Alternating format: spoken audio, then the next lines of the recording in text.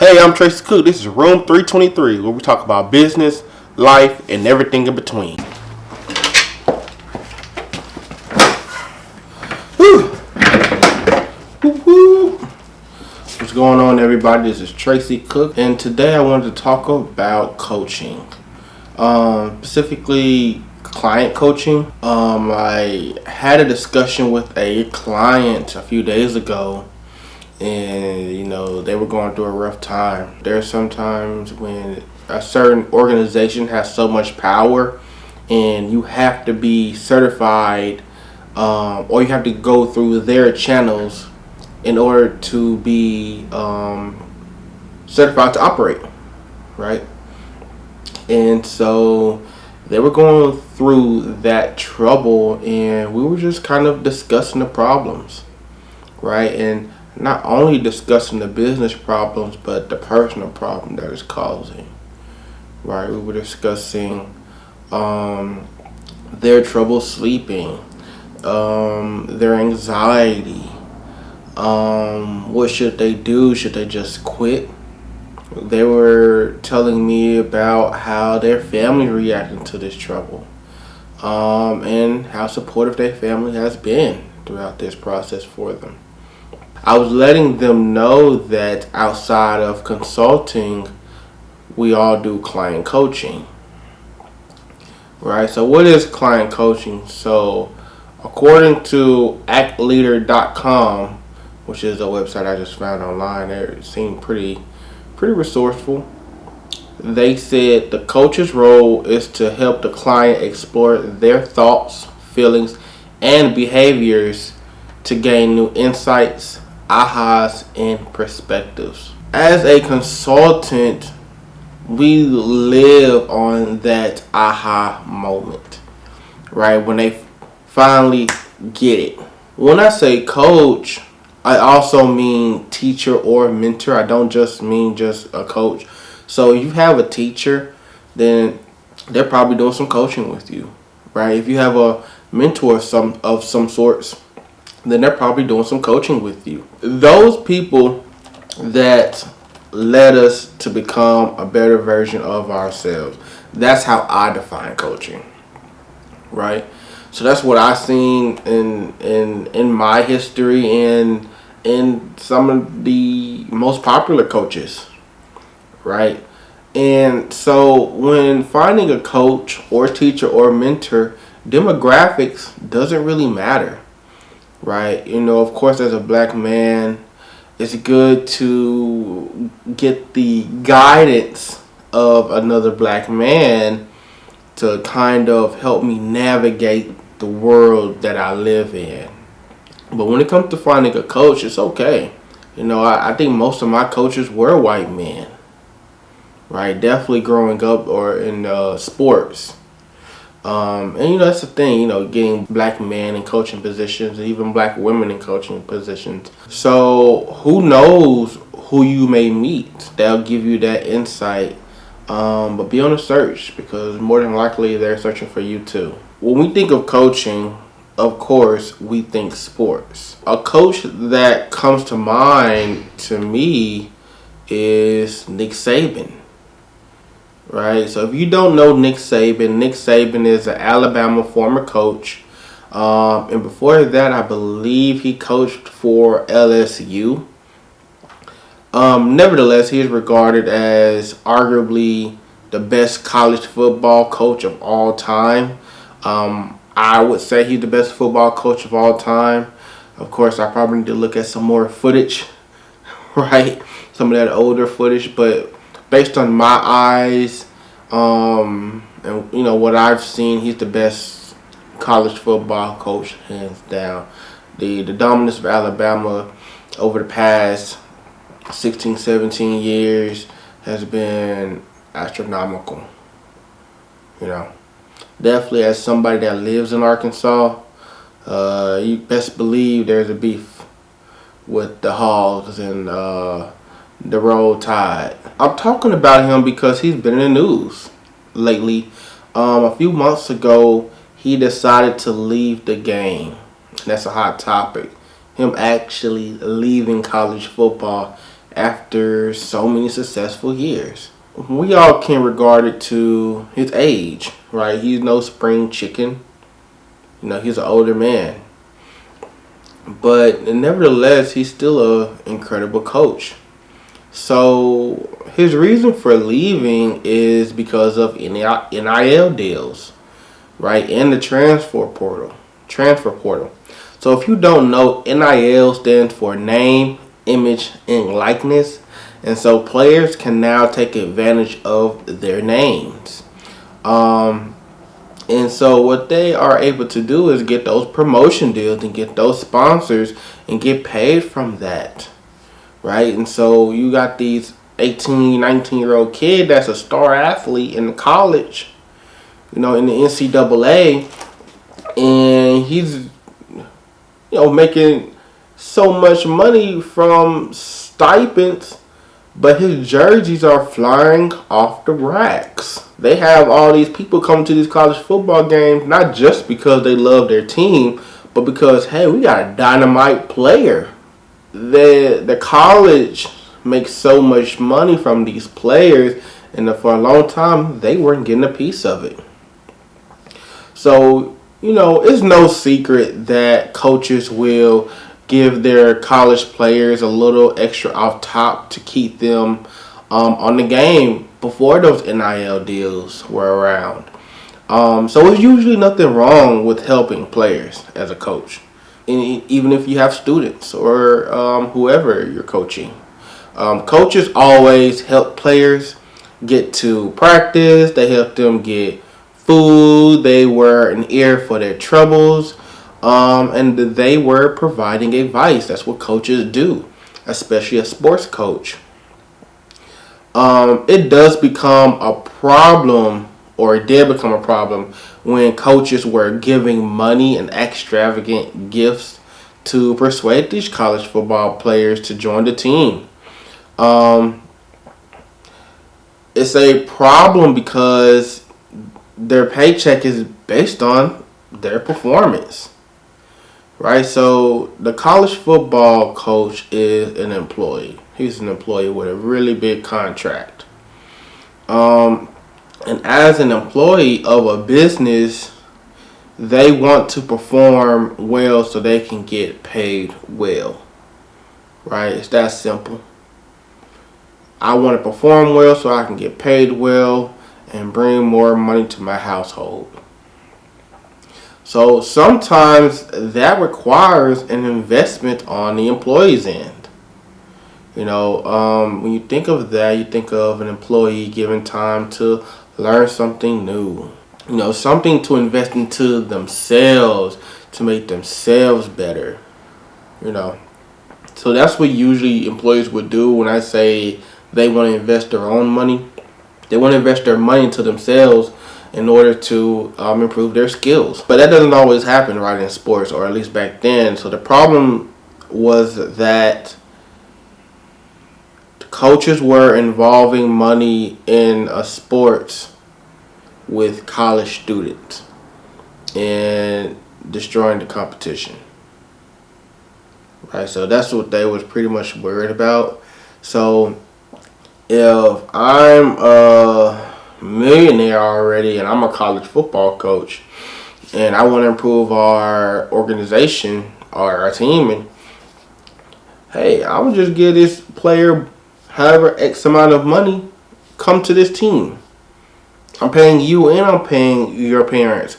I'm getting y'all out of that poverty. I'm getting y'all out of poverty with this check. Come play with us. I'm not saying that college coaches are just millionaires. I don't know. But that's just an example of what a college coach could have done back then before NIL deals. And they're probably still doing that. But in Nick Saban's case, he excelled from reputation and prolonged winning. Right? So that's how he excelled his career. That's why he got the big check. I'm not too sure he did anything illegal. I don't think he did it. I haven't heard anything. So what I guess is that it's his reputation and his winning. That's how he stayed on top. His players were given great tools, right, from his coaching, and they were given that mental toughness, right, to win and to keep excelling. So I don't know his process, but it is working, right? It worked, right? He has 7 national championships to prove it with Alabama, and it says 123 former Crimson Tide players have went to the NFL. He just put 123 people in a position to be millionaires. That's great coaching. That's great coaching. You put 123 people in those years as a coach, and you made them millionaires or presumed millions. That's great coaching. You cannot deny that. Going back to college football, college is a business, right? And Nick Saban was good at that business. When you have a business, even if it's a college, people need to get paid, right? So yes, there were scholarships and college students getting to know themselves, right? Because that's what college is supposed to be about.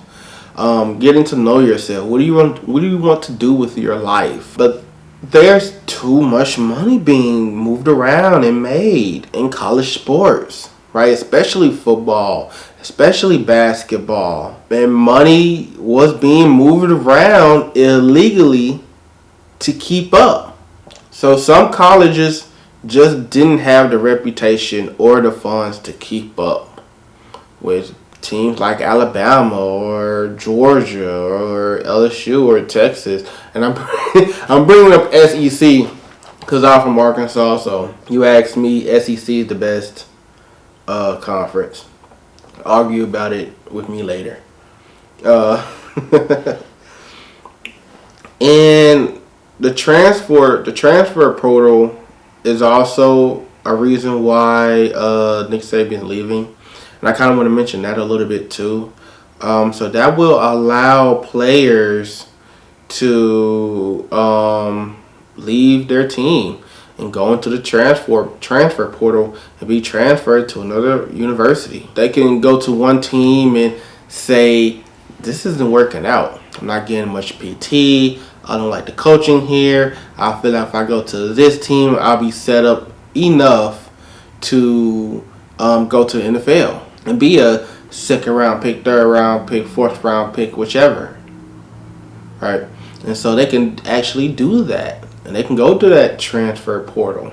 I was actually watching Shannon Sharp's podcast. I think it's called Club Shay Shay. And he had Johnny Manziel as a guest for a conversation.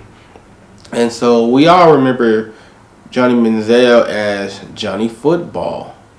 And he talked about how his jerseys would fly off the shelves, right? And he wasn't receiving a dime for it. But the football program was, right?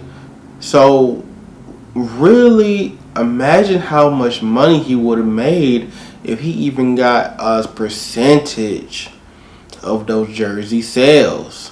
So I can just, and I was a high schooler, I wasn't even thinking about if he was making money or not. But as an adult, he should have been making buttloads of money from those sales. Point and simple. He was also speaking on how his coaches over the years was up and down. Right, he received some bad coaches. He received some good coaches, and those types of coaches are important in those years.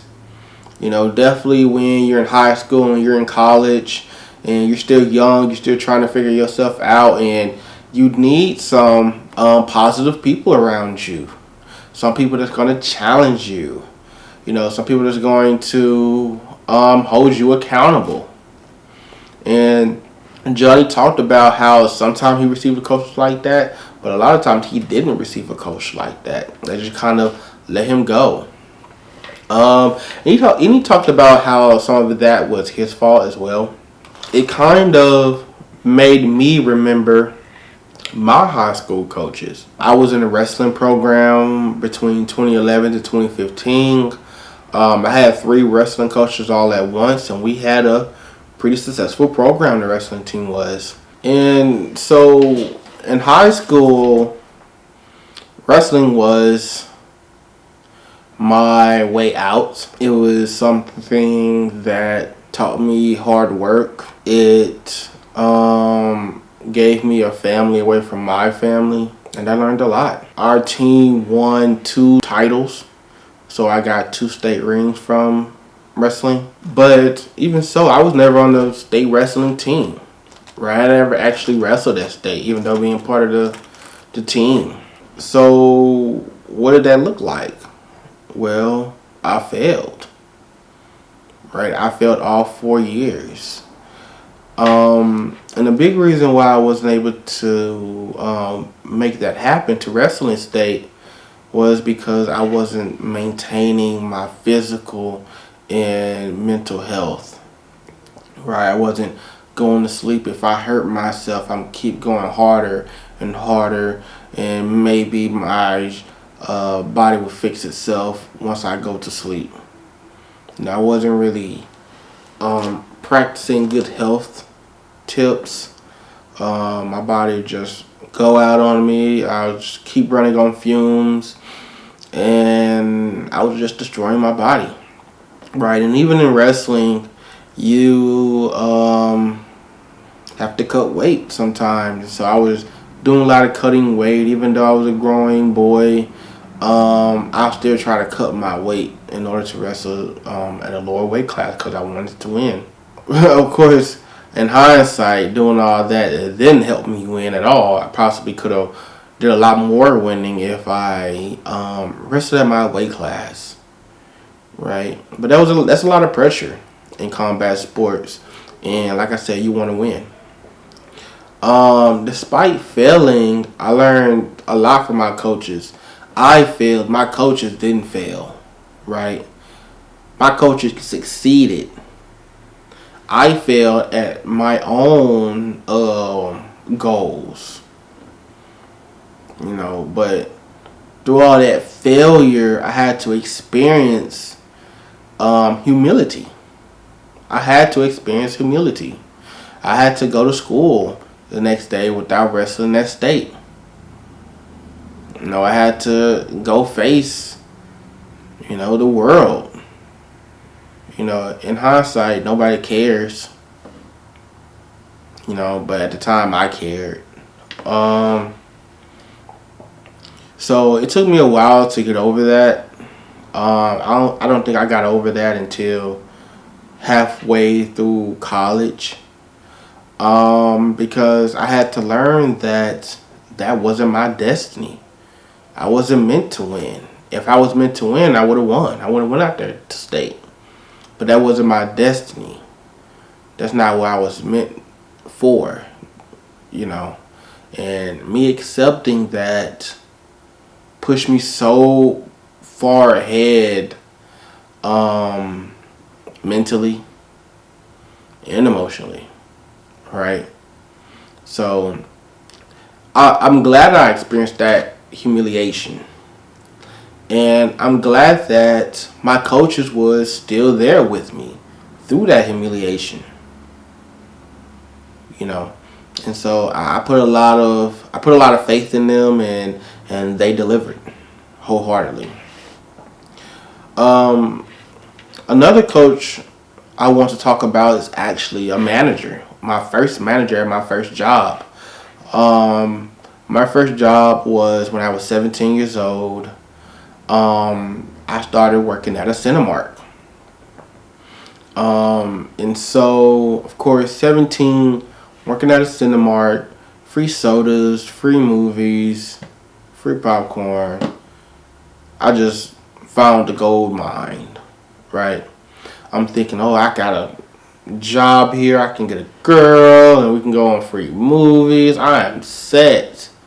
I am set. So I kind of want to talk about my experience working at Cinemark because it was my first job, right? And that was the first time I had to have a boss, you know.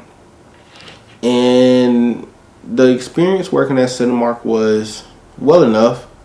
It was the first job, movie theater, a bunch of teenagers. It's kind of dirty. We had to clean it up. You know, of course, we were teenagers, so we kind of slacking off and messing around. It was a fun experience. It was a great first job. But I want to kind of talk about my manager, O'Connor. Back then, if you went to the Cinemark in Little Rock, Arkansas, off Conner Glen, there was a manager named O'Connor. He was a short Irish man. And he kind of spoke it too. He kind of had that accent a little bit, not too much, because I think he's from the United States, but I could hear it a little bit. And something about O'Connor was he was the fastest person there. He was so quick. He wouldn't even run. He'll just fast walk through the theater and be from one theater to the next. And he was really on his stuff. He was really doing his thing. And he was always in a fray, right? He was a manager that was always in the theater cleaning up with us, in the hallway cleaning up, in the front cleaning up, in the front talking to customers, and in the back making popcorn, in the back changing the soda syrups and things like that. He was always doing work. So he was one of the first managers I had, but he showed me that real good managers don't stay in the office, right? And that's always a problem in the working class when they talk about managers and their manager stays in the office. They don't involve themselves in the work on the floor. So of course, if you are actually in the manager position, then you kind of understand, hey, there's some things I have to do in the office that has to be done to keep the business afloat. You know, and so that's very understandable. I can understand that. But seeing O'Connor do that, keep the movie theater running smooth, and also still being afraid, sweeping up popcorn is possible. If you have a good manager, it's possible. And so I remember when I had my surgery from wrestling so much and not taking care of myself physically, that my mom had to call him, and he was very understanding that I wasn't going to come to work for about a month or a little bit more than that as I was recovering. And when I came, he didn't treat me any different at all.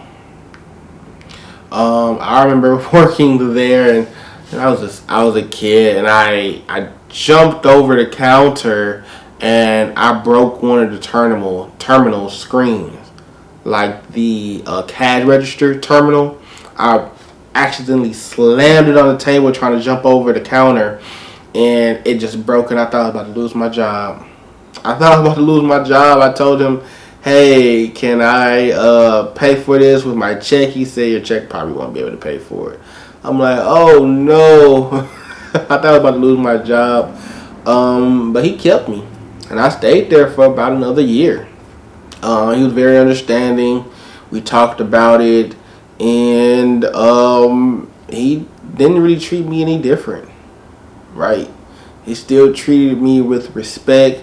He understood that I was young, and he seen the value in my work. Of course, I couldn't be mad if he did fire me. That was a fireable offense. You broke the terminal. That's expensive. We had to buy another one of those things. So even if he did fire me, I would still say he's a great manager and a great coach. Right? So that's my experience there. So now as a consultant, I'm doing a lot of client coaching. Right? I had a client that needed to fire someone, right? And so when a client comes to me and say that they need to fire someone, I ask two questions, right? Two questions. Is there a personal reason why your employee can't perform? And is there a training problem on why your employee can't perform? Right? Like I said, personal reason, something happening at home, or they just hasn't been trained properly in your systems, right? So, if it can't be remedied those ways, then you might have to take those next steps. There's a saying, hire slow, fire fast. And, it should be near strenuous task to hire someone. Right? Of course, there are so many things you have to check. So, there's the technical skills that all applicants should have before being hired, right? You got to be able to do the work. We need to confirm that you can use these computers, that you can do this work here, whatever technical thing you have to do at your job. But then there's soft skills, right? Like communication, teamwork, problem solving, autonomy. As a manager, they need to confirm that their employee does not need their hand held doing their job. And they need to know that their employee can get their point across and do the assigned work without following their every move. But candidates have both those skill sets, technical skills and soft skills. That kind of makes them a good candidate. But that doesn't make them a good candidate for your organization, right? So the applicant should align to a company's organizational culture, right? And as a good coach, with good coaching skills, you'll pretty much be able to understand that, right? So without defining your organizational culture, you won't know who's the perfect fit for your company if you are hiring someone. Some employees can be too ambitious with your company, right? As a coach myself, I would tell my clients to be open to employees' ideas and inputs. They'll probably give you a superb nugget because they're on the floor more than you probably, right? So they have some pretty good insights. But I'll tell my client that there's a fine line between motivation and controlling, right? You have to take control of your organization, its culture, its controls, and its reputation, right? Just because an employee comes and they're working hard, they're a great employee, they don't own the company. And so they shouldn't control the organizational culture, right? And I think that's what my client was having problems with. They could do the job. They had pretty good soft skills, but their motivation to the organization, and they wasn't really following organizational culture, and so they had to be let go, unfortunately. I even had to coach clients that have personal debts, right? Huge debts. So I had a client with a very large debt. They have been subjected to predatory lending. If you don't know predatory lending is where people will get high interest loans that is impossible to pay off. So those are mostly personal loans. Those personal loans that you can receive pretty quickly. They don't really do large credit checks. and they'll give you a balance with a very high interest rate, and you have to probably pay the lowest amount, but the interest rate so high it just keeps stacking and stacking and stacking. So I had a client paying more in debt per month than they were making per month, right? They were paying more in debt than they were making. So, of course, they were completely anxious, as any person would be. This problem with this client is misinformation, desperation, and frankly being uneducated about lending. As a client coach, I took those necessary steps to inform them of what a predatory loan was. We looked at the loan documents together and went through what the terms actually meant for the financing. And at the end, the client understood what was going on now and was now looking to weigh their options for a way out. Right? So, as the coach in business relationships, I had to be all ears on everything. Right? A good coach is a good listener. He needs to know, or she needs to know. The more I understood my client, the better I could help the client. I need you to help me to help you, right? And so a lot of that takes good communication skills. You got to have good communication skills. You got to be a good listener. You have to challenge your clients, just like a sports coach would challenge their players, like a good teacher would challenge their students. Right? You have to challenge your clients so you can uplift them. You have to keep them motivated by placing achievable goals. Being a coach is rewarding on both ends. Right? And once you have found a good coach, it will put you leagues above people that's trying to do everything themselves.